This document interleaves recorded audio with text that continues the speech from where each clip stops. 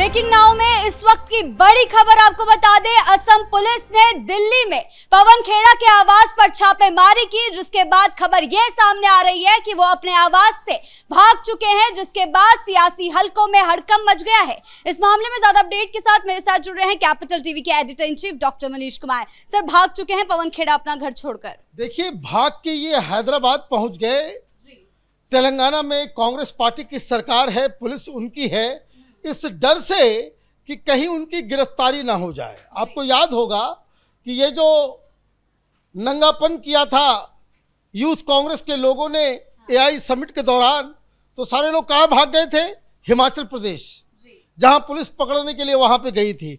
उसी तरह ये कायरों की भांति पवन खेड़ा भाग गए। क्यों भागे?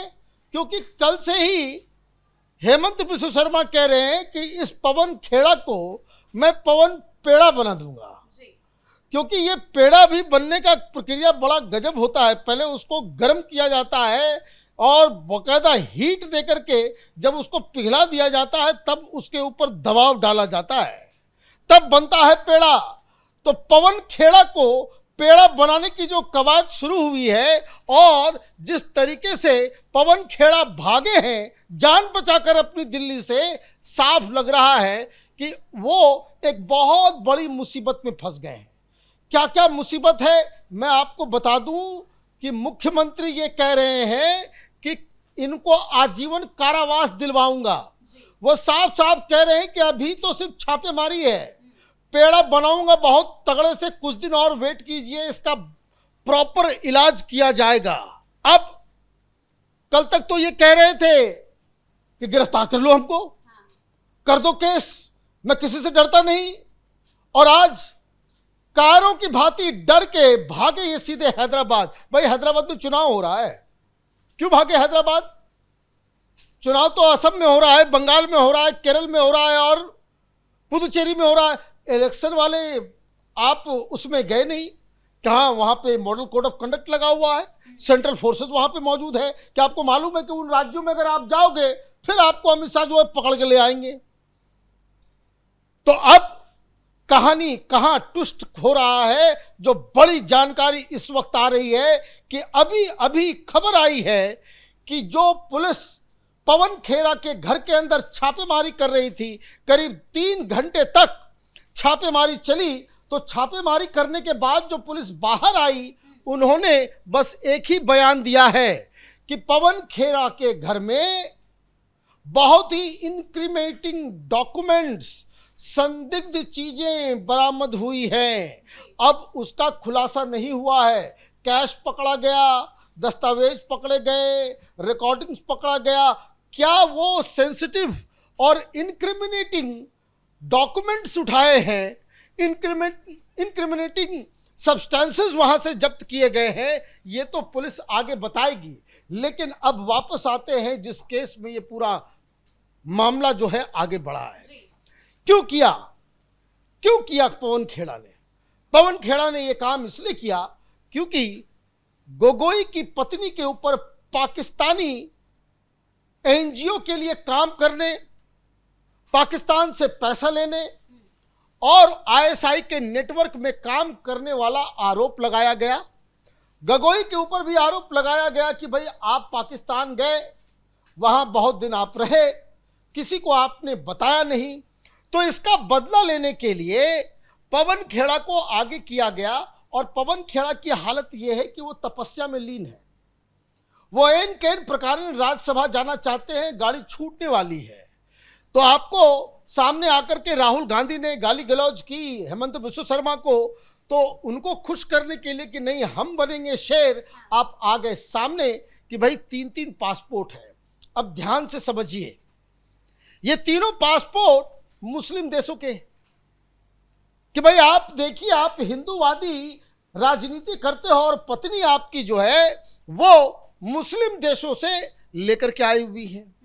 तो कल भी हमने बताया था कि जैसे ही आरोप लगा दुबई की सरकार की तरफ से, यूएई की सरकार की तरफ से ये बताया गया कि ये फेक है, ये 1996 में बना हुआ बाकायदा रिजेक्टेड जो है वो पासपोर्ट है, किसी दूसरे आदमी के नाम पे था ये, क्योंकि पासपोर्ट का नंबर एक ही होता है, वो बार बार एक ही नंबर किसी दो व्यक्ति को नहीं दिया जाता।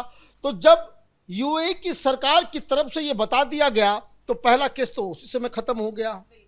दूसरा जो बहुत ही इंपॉर्टेंट है वो ये कि आज एंटीगुआ और मिस्र की तरफ से भी ये जानकारी दे दी गई कि जो कोई भी ये पवन खेड़ा, जिनको अब हेमंत बिस्व शर्मा पवन पेड़ा बनाने जा रहे हैं, तो ये पेड़ा साहब ने जो जो वो तीनों पासपोर्ट दिखाया, तीनों फेक है। अब एक और बात उन्होंने कही कि अमेरिका में कोई कंपनी जो है वो आई है, उसको बकायदा इनकी पत्नी ने बनाया है, 52,000 करोड़ रुपए का उसमें जो पैसा लगा हुआ है। अब उसके ऊपर भी क्लैरिटी आ गई। अब पता चल रहा है कि किसी व्यक्ति ने इस कंपनी को, जिस वेबसाइट का हवाला पवन खेड़ा ने दिया था, वो मात्र 3 तारीख को, अभी जो 3 तारीख गया है, 3-4 दिन पहले वो रजिस्टर कराया गया है अमेरिका के अंदर। तो कहने का मतलब ये हुआ कि आपने सोची समझी साजिश के तहत आपने ये काम किया। अब हो ना हो, अब वो तो कौन है, वो वहाँ पे सैम पेट्रोडा, उसके किसी आदमी ने इस नाम से जो है कुछ ये किया हो, तो खैर आरोप आपने जितने लगाए वो गलत साबित हुए। दूसरी चीज, अगर आरोप उस तरीके का होता कि जो आप कह सकते हैं कि पॉलिटिकल डोमेन की बात है, क्या आप कोई पॉलिटिकल आरोप लगाते तो पुलिस की कार्रवाई के लिए सब लोग कहते कि नहीं ये ठीक नहीं है। लेकिन आपने आरोप लगाया और जिस अंदाज में लगाया, ये तो पर्सनल आरोप आपने लगा दिया। आपकी ये हिमाकत कि आप जो है किसी व्यक्ति को कह रहे हैं कि फला व्यक्ति का वो दत्तक पुत्र है और फला जो महिला है वो दत्तक बहू है। आप इस तरह की अभद्र भाषा का इस्तेमाल करेंगे तो उसके बाद कल भी हमने कहा था कि जब आप इस तरह की भाषा का इस्तेमाल करते हो तो सामने वाले को जो है आप अनुमति दे देते हो कि आ बैल मुझे मार, और इसलिए पवन खेड़ा जो है पवन पेड़ा बन गए। अब इनको जो है और भी तरीके, बहुत सारी बातें तो हेमंत बिस्व शर्मा ने टेलीविजन पर ऐसी ऐसी बातें कह दी कि हम रेल देंगे, रेल कर देंगे, पता नहीं क्या क्या उन्होंने कह दिया जो हम बता भी नहीं सकते, बोल भी नहीं सकते। लेकिन ये काम कांग्रेस पार्टी ने किया। अब आप बहादुर बन रहे थे तो बहादुर बन रहे थे अगर आपके पास, अच्छा कल शाम में फिर पवन खेड़ा ने कहा कि भाई हमारे पास सब सबूत है, आज उसका खुलासा कर देंगे, ये कर देंगे, वो कर देंगे। पुलिस आई तो अगर आपके पास सबूत था तो आप घर में रुकते, आप कहते कि भाई हम ये हमारे पास दस्तावेज है पूछताछ के लिए। लेकिन इनको समझ में आ गया कि आपने तो फेकरी की। कल ही मैंने कहा था कि पासपोर्ट अगर आप जेन्युइन दिखा रहे हो तो ये ब्लैक एंड व्हाइट सब क्यों है, ये कलर में क्यों नहीं दिखा रहे हो तुम। तो आपने वो जो आरोप गोगोई के ऊपर लगा उसको बराबर करने के लिए आपने एक कहानी गढ़ दी और नेशनल मीडिया में आकर के आप प्रेस कॉन्फ्रेंस कर रहे हो, तब तो कार्रवाई होगी। अब इनको समझ में आ गया कि अब तो हमको जो है पेड़ा बनाने के लिए आ गया। असम की पुलिस ये भाग लिए, भाग के जाकर के छिप गए हैं कहाँ, हैदराबाद में। किसी को नहीं मालूम है हैदराबाद में कहाँ छिपे हुए, क्योंकि इनको ये भी खौफ है कि पता नहीं कि फिर अचानक से जो है पुलिस वाले जो है हैदराबाद आकर के इनकी गिरफ्तारी क्यों न कर ले। क्योंकि हिमाचल में भी ये नंगई करने वाले यूथ कांग्रेस के लोग हिमाचल में जाकर के छिपे थे, गिरफ्तार करके लाया गया उनको। तो बहुत सारी चीजें हैं। तो ये आप समझिए कि लेने के देने पड़ गए। और ये असम के अंदर आप इस तरह की, और मैं आपको बता दूं कि एक खेड़ा हो या खड़गे हो, ये खड़गे ने भी कल, लेकिन वो पॉलिटिकल डोमेन की बात है इसलिए उनको कुछ कहा नहीं जा सकता। खड़गे ने कल क्या कह दिया कि भाई ये जो बीजेपी वाले हैं, आरएसएस वाले, ये सांप हैं और कुरान में लिखा हुआ है। तो खड़गे ऐसा अचानक लग रहा है कि कुरान एक्सपर्ट बन गए हैं। ऐसा लग रहा है कि खड़गे जो है रोज दिन में जो है 5 बार जो है वो नमाज पढ़ते हैं।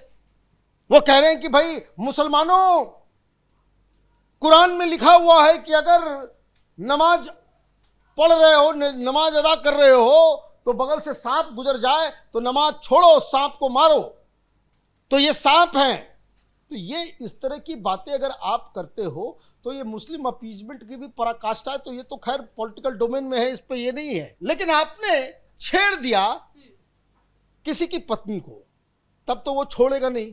और आरोप में आपके दम होता तो आप ये सारी चीजें लेकर के, जैसे हेमंत बिश्व शर्मा ने आरोप लगाए गोगोई के ऊपर, फिर क्या किया, वो तमाम सबूत और कागजात लेकर के इन्वेस्टिगेटिंग जो प्रॉपर अथॉरिटी जिसकी जांच के लिए आपने भेज दिया।